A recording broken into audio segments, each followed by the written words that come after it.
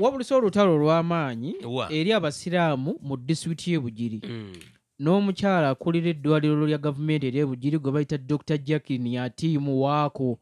Era Atiimu Waako ono ensonga yavudde kuba nti abaana abavudde ku matendekero ag'enjawulo okugenda okusomwa okukola intaani oba okuyigirizibwa bibadde basoma mu ddwaliro e Bugiri yabalagidde nti bajjeko obukaaya bwabwe. Mulina okuggyako obukaaya ne babajjako ekitiibwa kiri eky'abasiraamu eky'okwebiikirira. Ekintu ekyo kyaviiriddeko nnyo abakulembeze naddala b'obusiraamu okuvaayo kubanga ebyo bakivumirira. Era okusinziira ku Mubaraka wa Kaisuka ono nno nga ye ssente w'abasiraamu mu disitulikiti y'e Bugiri agamba nti beetaaga okubeerawo okunnyonnyola obulungi eri eddwaliro ly'e Bugiri kyo ekituufu kyennyini ekyabadde emabega w'enteekateeka eno. Wabula okusinziira kwa myuka atwala ebyobulamu e Bugiri gwe bayita Dr. Robert Musenze Mutumba agamba nti nabo tebaategedde ekituufu kyennyini wabula baasose okubeera ku mikulu gya social media TikTok olaga nti eddwaliro ly'e Bugiri liragidde abaana bazze okusoma bajjeko obukaaya biki ekintu ekyayongedde okubaweebuula ng'abaana abasiraamu.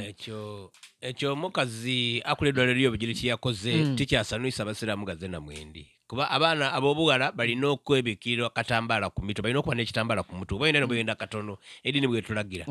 Aye maama w'obaire n'okuba oti mpega ati osazeewo balekwe n'abambula emitima ne babi mu iddwaliro batandika okusoma. Then awo ndi kubona nti oli kulina ku kantu akatajja kukutambulira bukalamu eno mu disitulikiti y'e Bugiri. Ekintu ekyo nze ndikibonamu ango yindi. Nsaba bayise ife mu Katonda abakulembeze b'eddiini ebintu ebindi tubigemenga n'obwogendereza. Buli muntu ayenda eddiini ye. Ekintu kye tuli kwogera ku kiri very sensitive. Bw'okyogerera mu maaso g'omusiraamu ng'oli kidifendinga ayinza okubona obubi. Era todifendinga nze ndaakukuba bwampi. Era nga abasiraamu bano bakayire baife, bakyala baife, baanina baife, basonga baife betutambuliramu. Bona batambuliramu ki? Muife. Mu Uganda wano ni mu nsi yona yona eriyo professions okugeza nga police, amaje, abasawo, waliwo restaurants obusomesa tino aye ndikwogera ku professions edambala uniform lawyer edambala uniform era obona wano ba lawyer bona bambala ga wig ago bambala kodi bichi ngeyo profession yetu bweteko okola ki okuba n'omwana obusomi ali ku university nga asoma law baba takwembera nti alina okwambala suuti nibwo aba mwana wa bwala now abantu betuli kwogera ku basawo abasawo mu nsi yona kimaniwa balina engeri yebavaalamu era banansi balina akantu ke batakoki akeeru waggulu ku mutwe wano era nibwo obona wano entalo ediri mu Buwarabu bw'obona abalwaire bali kuyingiza mu idwaliro envala yebavaala yandawulo ku basawo bebagayina era osobola okwawula nti ono muntu wa buliddo gwe baleze oyali gema ku musawo ng'enambala ekola ki ng'ekyuka so tutagayita bintu bya iddiini kubita mu profession kyova obona nti dokita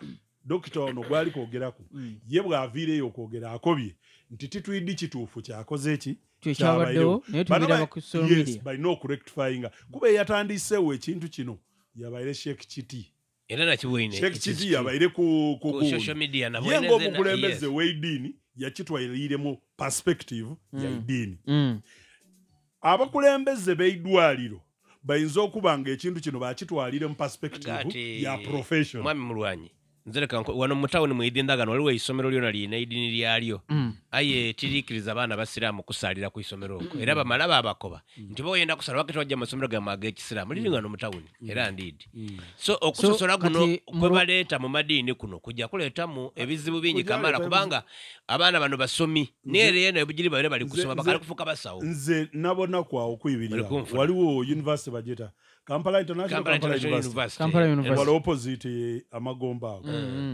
eitaka eryo kweriri kwe university eyo kweri itaka lya church itaka lya church of Uganda nechapa somero lya Kezala itaka lya church aye ku isomero okwo kuli ku omusigiti era abaana bajja basaala bulungi. So tulina okulivinga together in harmony. And echo kuba nze obona ido twabaireyo nga munteekateeka edd'okwaniriza ow'ekitiibwa ekisengende Anita Among Magogo namba 2 ate namba 3 mu Uganda lyona ate nga naabiri emulambirira bwe ndogera ku byokwaniriza Naalongo nze isaabire ninzaidi bwekisambuka era ku lunaku olwokuna tuli kweteekateeka tujja kunaabaku tujja kweyagala nga Anita Among ali wano waliwo eyavireyo yakoba ati Anita Among ajja kwagaana namwe abasiraamu wano ku Haji Tamako wano wetusalira kumuvule krese omuzikiti omukulu bw'anaavaawo aida yagaana nemu ba bishops ku kanisa eri ku neyo ku St James Church. Yes, bw'anaavaawo tulina wale wekijja okuweeramu okuvuddugumu ku St Jude wekijja okuweeramu.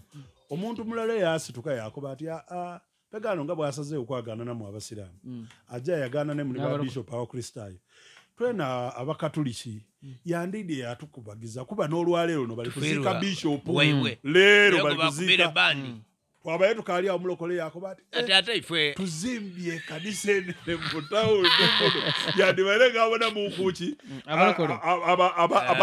abalokole waba ayemereire okubwa MP ononga alikwesimbawo kukiikirira Jinja City okutwala woman MP w'abakyala yakoba ati tulina abaana ab'obuwala wano baneekolera jangu abataasa kubasaada abazira bwe basula bulungi yagusuza pozinga mugenda oyo nalikwenda ekifo ky'okujja mu parliament alikwenda speaker wa Uganda Baisa aida atecheze bamalaya bana ali kulwanirira mukaweza kasente mubakuba empewo so olaida atere mwife bamalaya nabo ba aidi obulummi obwokuleka omuntu obwokubeesabesa omuntu ng'abaira ajasula mpewo n'omusanusa kabiri ate nakuwa akasente kati aba meeting nani yasoloza kuba malaya abo nimubabonako 7 yaba meeting actually ne gundi abadde